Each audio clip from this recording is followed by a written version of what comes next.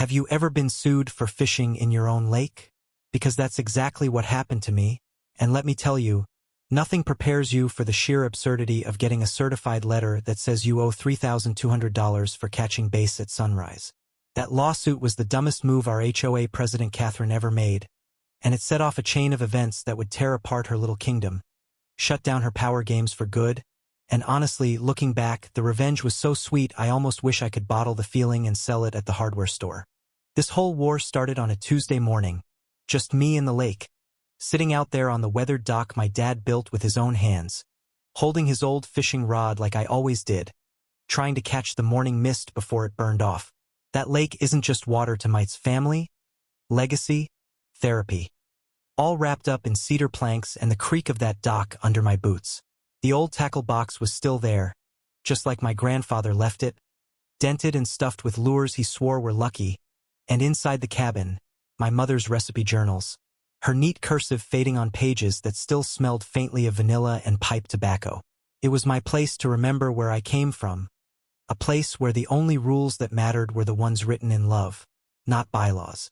So there I was, lying in the water, sun just starting to stretch over the pines, when I heard those damn heels coming up the walkway click, click, click like a metronome counting down to trouble.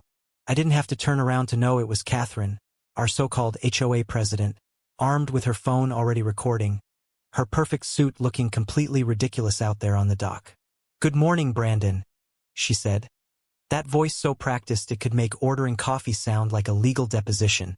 "I'm documenting unauthorized activity on the HOA watershed. You'll need a permit to fish here now." Now, I'd been fishing that lake for 4 years, and there'd never been a permit in sight. I told her straight no way was I paying to fish on water my parents left me.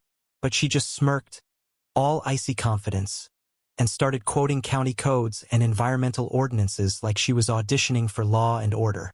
That's the thing about Catherine, she doesn't want to protect anything.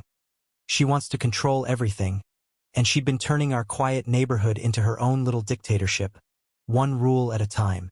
Lawn too long? $50 fine. Trash can come out before 7 a.m.? Another fee. Suddenly we're asking permission to plant tulips, and God help you if your mailbox isn't the approved shade of brown. Thing is, Catherine thought she was dealing with another pushover, some tech guy who'd pay up to avoid trouble. What she didn't know is before I ever touched a keyboard, I built fences for a living. I've settled more property disputes than she's written memos, and I know exactly where my lines are drawn, both on paper and in the dirt. So as her heels disappeared up the path, I was already thinking about deeds, survey maps, and what kind of fence would make her life a living hell.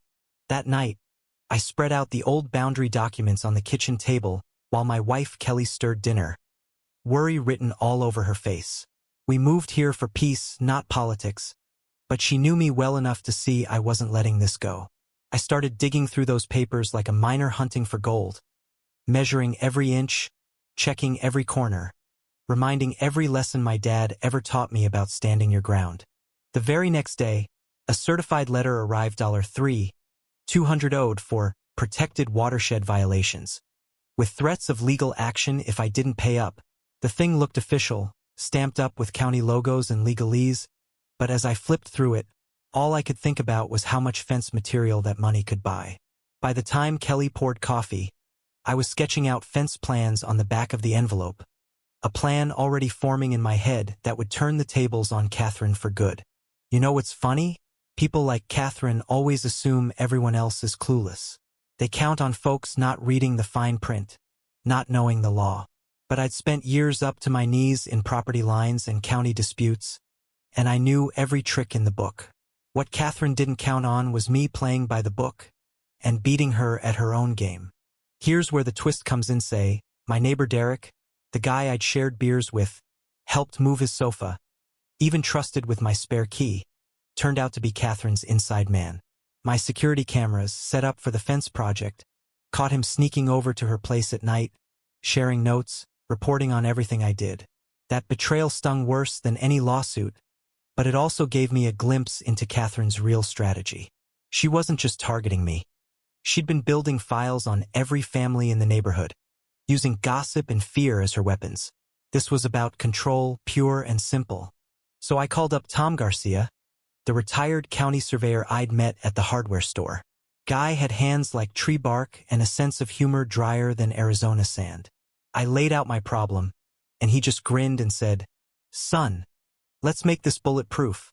With Tom's help, we dig deep, literally and legally, measuring every inch, filing every permit, documenting every step. When Catherine got wind of the fence going up, she went nuclear straight to small claims court. No mediation, just a fresh $3,200 lawsuit with her signature all over it. She thought she could bleed me dry, or at least scare me into backing down. What she didn't realize is that Tom's survey turned up something game-changing. My property line went 15 feet closer to the lake than anyone realized, cutting right through what Catherine called the community access path. Every time she strutted down to the boat launch, she was crossing my land. You should have seen her face when the first fence post went in, right across her favorite shortcut. Suddenly neighbors started asking questions. Why were we paying for lake maintenance that never happened? Why did the playground have to close at 5 p.m.? Turns out nobody had ever bothered to check the maps until now. Derek started ducking me, ashamed on his face every time he saw me at the mailbox. Catherine, meanwhile, got desperate, first with threats, take down the fence or face disdain, then with bribes, drop the case, I'll drop the fine. I just smiled and kept building. This was bigger than me and my fishing rod now. It was about everyone who'd ever been bullied by a fake badge. And man, when neighbors saw me standing up, it was like someone lit a fire in the whole community. Tom was suddenly swamped with survey requests. The hardware store sold out of fence posts. Mrs. Patterson, who'd been quietly paying garden maintenance fees for years, realized half her yard was actually hers. The Henderson kids got their playground back. One by one, people start waking up, demanding proof, forced to be pushed around. The mood shifted, and Catherine Feltich started getting sloppy, hiring a tree crew to accidentally damage my fence, but my cameras caught everything. Even the crew boss tipped me off. He wanted no part of her vendetta. A few days before our court date, I made a discovery that blew the lid off the whole mess. Buried under a layer of mulch in my backyard were old survey stakes, dates still legible, proving Catherine had always known the real boundaries. She'd hide them on purpose, building her whole regime on a lie.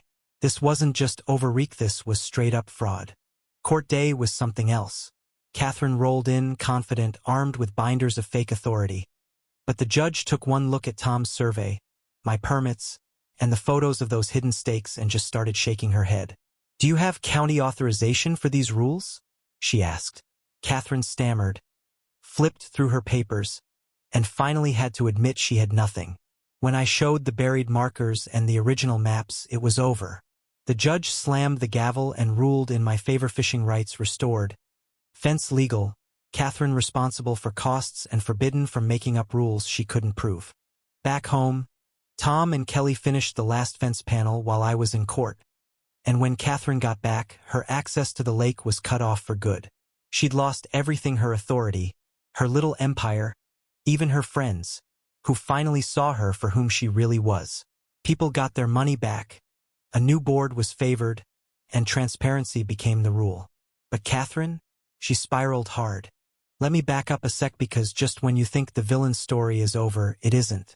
Catherine started prowling around at night, sabotaging fences, planting gasoline-soaked rags by my shed, trying to burn her way back to power.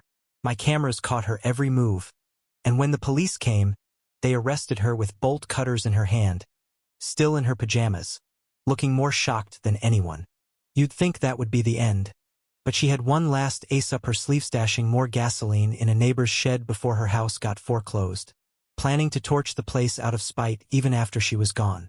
We caught her, thanks to a neighbor's tip and my security system, and that was it. Full confession, guilty plea, banned from the county for good. All her stolen HOA funds went back to the community, every fee refunded, every secret exposed. Now, the fence that starts as a line in the dirt is a symbol of standing up, of saying no, of protecting what's yours when nobody else will. The lake is peaceful again. Families fish without fear, kids run wild, and every neighbor knows exactly where their land starts and ends. Even Derek, the one who betrayed me, is making amends. She joined the new HOA committee and says he finally understands what loyalty really means. Funny how the same fight that almost tore us apart ended up bringing us together, stronger and wiser, with a story that's already being told in other neighborhoods dealing with the same kind of abuse. Justice didn't come with sirens or some dramatic sting operation. It came with patience, paperwork, and people standing up to bullies, one boundary at a time. So if you're dealing with someone like Catherine, or you ever wonder if it's worth fighting back, let me tell you it is. Sometimes the best revenge isn't getting even, it's building something that lasts, something that outlives every threat and every rule made up by someone who never cares about anything but control. That's how you win, not just for yourself, but for everyone who comes after.